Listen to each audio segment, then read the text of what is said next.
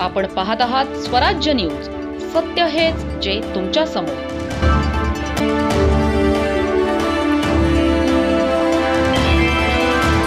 धुळे जिल्ह्यातील दोंडाईचा येथे पैगंबर मोहम्मद साहेब आणि त्यांच्या पत्नी आयशा साहेबा यांच्याविषयी कथित आक्षेपार्ह वक्तव्य केल्याच्या आरोपावरून वातावरण तापले आहे.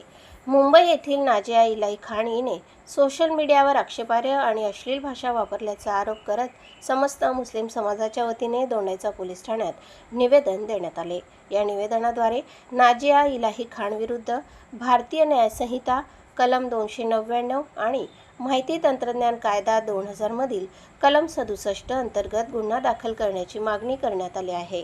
निवेदनात म्हटले आहे की संबंधित महिलेने वारंवार मुस्लिम समाज आणि त्यांच्या श्रद्धास्थानांविषयी कथित आक्षेपार्ह वक्तव्य केले असून त्यामुळे समाजाच्या धार्मिक भावना दुखावल्या गेल्या आहेत. पैगंबर मोहम्मद साहेब हे मुस्लिम समाजासाठी अत्यंत पूजनीय असल्याने त्यांच्याविषयी अशा प्रकारचे कथित वक्तव्य सहन केले जाणार नाही, असे समाजाच्या प्रतिनिधींनी स्पष्ट केले. मोहसिन शेख मोहिद्दीन अली, शेख कालाशहा, अकबर अली, अस्लीम पिंजारी, शेख दलील पठाण यांच्यासह अनेक नागरिकांच्या स्वाक्षरी असलेले निवेदन पोलिसांना देण्यात आले. संबंधित प्रकरणाची तातडीने चौकशी करून कायदेशीर कारवाई करावी आणि FIR नोंदवावी अशी मागणी मुस्लिम समाजाने केली आहे.